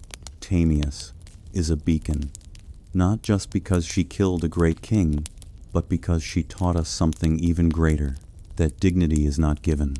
It is seized, that sometimes leadership looks like a mother grieving her son, Refusing to let the killer walk away, we often wonder why. Some names survive, while others vanish. Tomius survived because she was unforgettable, because in a time when women were expected to disappear into the tents of men, she rose blade in hand, fury in heart, and carved her story into the flesh of history. Empires fall, statues crumble, but legends ride, and somewhere in the whispering winds of the steppe, the queen still gallops unbroken, undefeated, and utterly unforgettable. Long before encryption keys and surveillance cameras, there was a simpler concern: how do I keep my stuff safe from nosy neighbors, wandering animals, and ambitious thieves? As human societies shifted from nomadic bands to settled civilizations, possessions accumulated. And with possessions came problems: envy, theft, and the need to secure. The instinct to protect what we value is ancient, primal. Even once humans began storing food tools or sacred items in permanent dwellings or temples, they had to find a way to keep others out. But how do you guard something when you can't stand watch forever? The answer: invent a mechanism to do it for you. The earliest known attempt at mechanical security dates back to ancient Egypt, roughly 4,000 years ago. And what's astonishing is not just that they had locks, it's that the basic principle behind their invention still exists. Today, the Egyptian wooden pin lock was a marvel of early engineering. It used a wooden bolt fitted with a set of holes and wooden pegs. When the correct key, often a large wooden tool with corresponding pins, was inserted, the pegs lifted, allowing the bolt to slide open. Remove the key, and gravity dropped the pins back into place, sealing the door. This wasn't a novelty. These locks were used on storage rooms, tombs, and even temple gates. They were installed vertically, often on the inside of doors, to make tampering harder. While they may seem primitive, by today's standards, the brilliance of these early systems lies in their underlying logic. They weren't merely barriers, they were puzzles. And like all good puzzles, they challenged the uninvited. What's more, these locks reveal something deeper about the people who made them. They didn't just fear theft, they anticipated it. They thought ahead. They invested time and skill in protecting things that mattered, and in doing so, they laid the groundwork for an entire field of human innovation security. So the next time you lock your front door, remember, you're not just turning a deadbolt, you're continuing a tradition started by ancient hands, driven by a timeless truth. Some things are worth guarding. The Egyptian wooden pin lock wasn't just the world's first known lock, it was also the ancestor of nearly every pin tumbler. Mechanism used today: simple, elegant, and surprisingly effective. It served temples, homes, and storage rooms across ancient Egypt for centuries. And it all started with a few pieces of wood, a bit of clever design, and a deep need for privacy. Imagine a large wooden door, not one with hinges like today's, but more like a vertical plank barrier.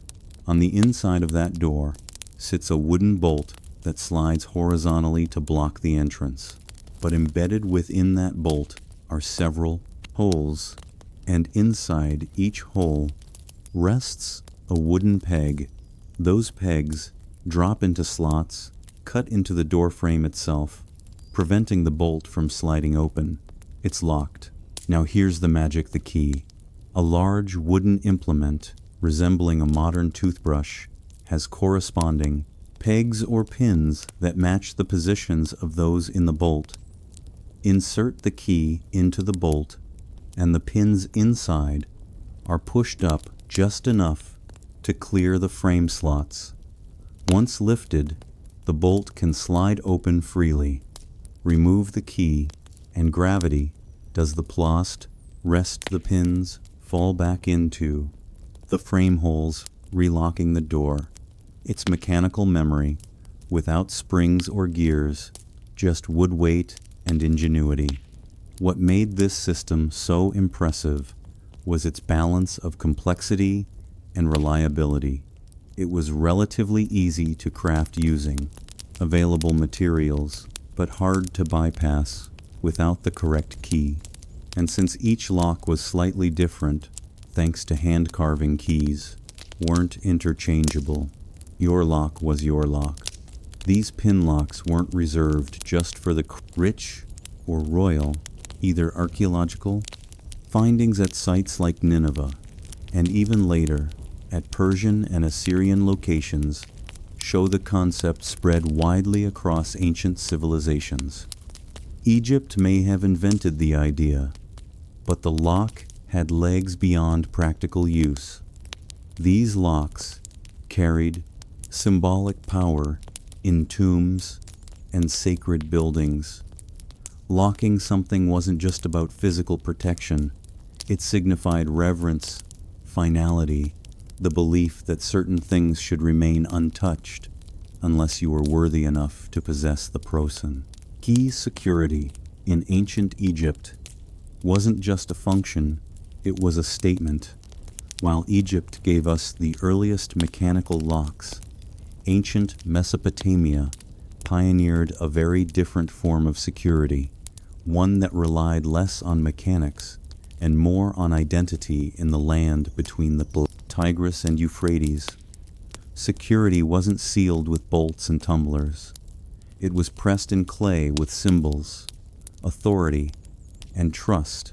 The people of Mesopotamia, including the Sumerians, Akkadians, Babylonians, and Assyrians, developed a method of securing goods, not by locking them, but by making unauthorized access visibly impossible. How? With cylinder seals, small carved stone rollers engraved with unique images or inscriptions. These seals were rolled over wet clay, used to close containers, doors, or even official documents. Think of it as an ancient combination of a signature, a wax seal, and a barcode. Once impressed into the clay, the seal left behind a continuous pattern that could not be duplicated easily. If someone tampered with the seal, opened the container, broke the door latch, or unwrapped the tablet, it was obvious the broken clay told on them. This approach was both simple and profound in a world without padlocks or alarms. It focused on deterrence through visibility. The seal didn't stop you from opening something. It told the world that you had high-ranking officials, merchants, and priests. All had their own personalized cylinder seals, often passed down through generations. These seals carried such prestige that some people were end of the land, even buried with them as status symbols and tools of the afterlife. But Mesopotamian security wasn't just about clay. They also secured temple treasuries and granaries using rope bindings that could only be removed by cutting, often tied with elaborate knots or seals that would clearly show tampering. The idea was always the same: make the risk of exposure more terrifying than the reward of theft. This concept of security as accountability, of linking access to a person's identity and social status, would echo for millennia even. Today, we log in with usernames, verify with signatures, and rely on records more than locks. In Mesopotamia, to protect something wasn't just to keep it hidden, it was to publicly proclaim who had the right to touch it. As ancient Greek city-states rose in wealth and complexity, so too did their need for personal security. From treasuries in temples to coin-filled storerooms and private homes, The Greeks faced the same age-old challenge. How do you keep things safe when you can't always be there to guard them? Surprisingly, the Greeks were slower than their Egyptian and Mesopotamian neighbors in developing mechanical locks. Instead, they leaned heavily on trust, social norms, and physical barriers, sometimes reinforced by surprisingly clever, though rudimentary devices.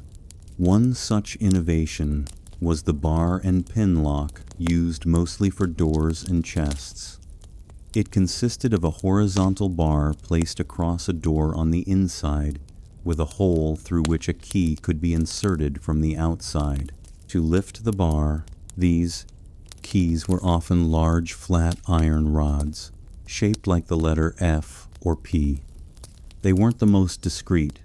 In fact, some were almost as long as a forearm. Carrying one around made it quite obvious that you had something to protect. But Greek keys and locks weren't just functional. They also held cultural significance.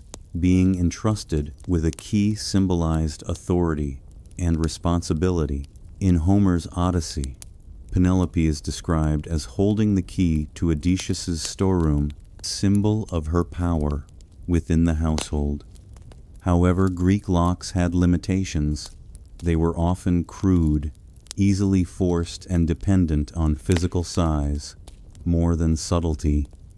What truly kept valuables secure was often a combination of concealment guards and communal expectations in temples.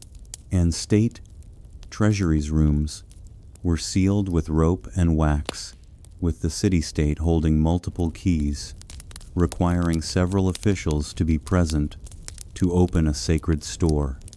Even homes were designed with layered access, multiple rooms, limited entry, points, and gates that you could be barred from within. Wealthy homes might employ slaves or hired guards to watch over valuables, adding a human layer of protection to the relatively simple mechanical devices. While the Greeks admired cleverness, Media's the cunning, intelligence. They didn't yet channel it into lock, making the way. Later civilizations would still. They laid the cultural groundwork keys as symbols of status access, as a matter of trust and security, as a balance between strength and social control. If the Egyptians gave us the concept of the pin lock and the Greeks trust into tradition, it was the Romans who truly elevated lock-making into a practical art with their metallurgical skill, obsession with order, and vast bureaucracy. The Romans brought precision, portability, and innovation to ancient security, and their ideas still echo through modern locks. Today, Roman locks were primarily made of bronze and iron, allowing for much greater durability and smaller, more intricate designs than their wooden predecessors. They adopted the Egyptian pin tumbler principle, but miniaturized it, refined it, and in some cases, completely reinvented it. Roman locksmiths created warded locks, which used internal obstacles or wards that only allowed a properly shaped key to rotate and unlock the mechanism. This meant that simply inserting any tool wouldn't work. The key had to match the internal layout. Their keys, by the way, were marvels in themselves, made from iron or bronze Roman. Keys came in all sizes, from large, staff-like keys used for city gates to finely crafted ring keys worn on the finger like jewelry. These ring keys didn't just look elegant, they served a functional purpose, offering constant access to locked boxes or cabinets. Without the need to carry bulky tools, it was status and utility wrapped in metal. But the real genius came with Roman puzzle locks. Complex mechanisms hidden inside ornate boxes where pressing the wrong latch or turning the wrong angle wouldn't just fail, it might trap the lock tighter. These were used not only for securing valuables, but for hiding documents, religious relics, or even poison, a favorite trick in Roman political circles. Romans also institutionalized lock usage, banks, granaries, merchant chests, military storerooms. All used locks. Doors had metal plates. Gates had locking bars, and even slaves might be locked in with iron collars that had keys. Only their masters held to the Romans a lock. Wasn't just a tool, it was a statement. It declared ownership, authority, and exclusion, and it gave rise to the idea that a truly civilized society needed more than just walls to protect it. It needed systems.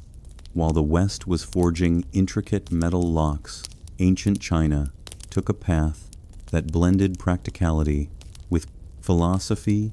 Chinese engineers pragmatic, developed locking systems that were simple, durable, and often symbolic, where the design of a lock didn't just protect an object, but carried deeper meaning. The most common form of ancient Chinese lock was the sliding bolt lock, a mechanism made primarily from bronze or iron. These locks typically consisted of a hollow metal case housing a sliding bolt secured by spring-loaded tumblers. Insert the right key, usually a flat ridged metal stick, and the placed H. Tumblers would align, allowing the bolt to slide and the lock to open. Sound familiar? It should. The core principle behind the modern pin tumbler lock was already alive in Han Dynasty China as early as 200 BCE. Unlike Roman locks, which often featured external keyholes and decorative flair, Chinese locks were compact, discreet, and portable. Many were used to secure chests, gates, jewelry, boxes, and doors, and the emphasis was on function, not just form. But Chinese locks were more than mechanical devices. They were often cast in the shape of animals, tigers, dragons, turtles, or inscribed with symbols representing luck, protection, or wealth. A lock shaped like a fish might be placed on a money box, symbolizing abundance. A dragon lock on a door wasn't just for security. It warned intruders that a powerful force guarded what lay beyond locks. Also played ceremonial roles during weddings. Love locks were sometimes used to bind symbolic boxes or chests representing the couple's bond. The key would be handed over as part of the marriage ritual, a gesture of trust and commitment. Some locks, particularly puzzle locks, were designed to confuse thieves. They had hidden mechanisms, false keyholes, or required a specific sequence of movements to open, not because they were necessarily harder to break, but because they bought time in ancient times. Delay could be the difference between a foiled theft and a successful one. Ultimately, Chinese security culture wasn't built around brute denial of access, but rather harmony between utility symbolism and clever design.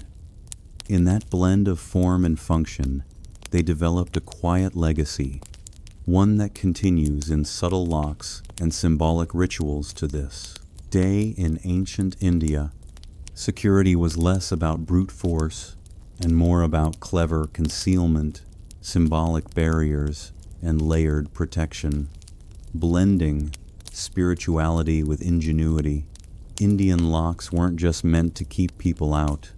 They were designed to confuse, mislead, and warn, often integrating secret latches, false compartments, or symbolic inscriptions to elevate security into an almost philosophical practice. One of the standout features of Indian lockmaking was the use of deception puzzle. Locks and trick mechanisms became common in temples and treasure chests, not to prevent brute force entry entirely, but to make it complicated enough to discourage it. Some locks required multiple actions. Press one hidden button, twist a second lever, and only then would the friar key turn. Others had decoy keyholes that served no purpose except to trick the uninvited temple security. Especially saw intricate applications. Temples housed offerings of gold sacred texts and revered relics instead of simply hiding these behind locked doors. Priests often layered security, not just physically, but ritually. The storage area might be sealed with wax, knotted rope, and a stamped clay emblem, each bearing spiritual weight. Breaking that seal wasn't just a crime, it was considered a sacrilege. Locks themselves were frequently engraved with religious imagery, elephants, lotus flowers, deities, and protective mantras. These were not only meant to intimidate the superstitious, but also to imbue the object with symbolic armor. Touch such a lock without permission was, in many cases, an affront to the gods themselves in Indian royal courts and merchant caravans. Small portable locks were used to secure scrolls, trade boxes, and private doors. These were often crafted from iron or brass built to be both light and durable. Key design was highly individualized, sometimes so unique that a single artisan was responsible for both the lock and its matching key, ensuring absolute security through obscurity.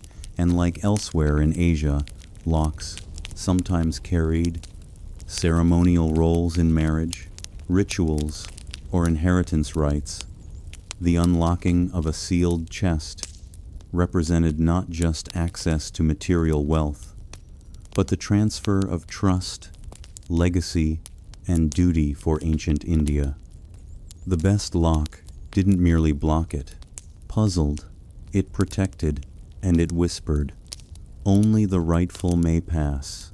As civilizations grew and trade routes stretched from Rome to China, the need for portable security became urgent, whether protecting goods in a merchant's caravan, safeguarding a general's war chest. Ancient locks had to do more than guard temples or doors they had to travel. In the ancient world, trade was booming. Silk moved westward from China. Spices flowed from India. Glassware, textiles, coins, and scrolls crisscrossed continents. But with prosperity came risk. Bandits lurked on roads, dishonest porters pilfered goods, and long-distance travel meant that valuables changed hands, often without their owner present. The solution: locks that were compact, durable, and hard to tamper with. Roman merchants often used small iron padlocks to secure chests, saddlebags, and warehouse doors. These locks had spring-loaded mechanisms and ring keys, robust enough to resist casual theft, but light enough for travel.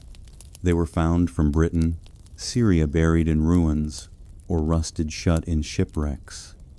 Their widespread presence speaks to a universal concern, protecting mobile wealth.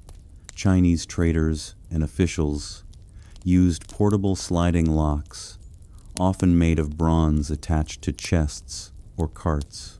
Some were cleverly disguised, appearing ornamental or embedded within the box itself, and often featured engraved symbols or inscriptions marking ownership. If someone broke the lock, it was not only obvious, it could be prosecuted as both a crime and a dishonor. Nomadic peoples across Central Asia also developed leather and metal clasp systems where metal rings and latches could be tied or locked over tent flaps, horsesacks, and weapon cases. While these systems were less complex, They emphasize speed and visibility. A traveler, it would immediately know if their goods had been touched. And on the battlefield, locks were often used on weapon caches, treasury wagons, and command tents in war. Controlling access was crucial, not just to resources, but to information scrolls, and maps were sometimes sealed in locked boxes, often with multi-systems, requiring more than one officer to open them. An early version of two-factor authorization across cultures. One thing remained consistent: the more mobile the world became, the more ingenious. Locks had to be the road brought opportunity, but it also brought risk. And ancient travelers met it not just with swords, but with keys. When we twist a key in a door today, or tap a code into a lock screen, we rarely think of the thousands of years of quiet ingenuity behind that simple motion. But every click, latch, and password is part of a story that began in the dust of Egyptian temples, in the bronze workshops of Rome, and along the silent trade routes that stitched the ancient world together. The legacy of ancient locks is not just mechanical, it's psychological. These early inventions reflect something deeply human: our desire to protect, to exclude, to define what is ours. Whether it was a wooden bolt in Thebes, a ring key in Pompeii, or a puzzle lock in Chang'an, the concept was the same: to create a boundary that only the rightful person could cross. And over time, these boundaries evolved into more than physical barriers. They became symbols. A lock on a temple door didn't just secure gold, it preserved the sacred. A seal on a scroll didn't just hide knowledge, it marked power. Even today, we use locks to mark trust. A locked diary, a wedding chest, a secure vault. The mechanism may be more advanced, but the meaning is the same in many ways. The most remarkable thing about ancient security is how little has changed. Modern pin tumbler locks still mirror Egyptian designs, today's privacy seals, passcodes, and even blockchain security echo ancient ideas: personal access, tamper-proofing, and symbolic control. But there's a philosophical twist, too. Ancient locks were never foolproof. They could be picked, broken, or bypassed, just like today. But their power lay not just in denying entry, but in declaring boundaries. They told the world, "This is mine, you do not have permission." And that psychological line, more than any mechanical part, is the essence of security. From tombs to trade routes, from temples to homes, locks have always been about more than theft prevention. They're about control, identity, secrecy, and sometimes survival. So the next time you slide a deadbolt or hear a safe click shut, remember, you're not just using a tool, you're continuing a story written by kings, merchants, warriors, and priests, each of them trusting a small piece of technology to hold back the world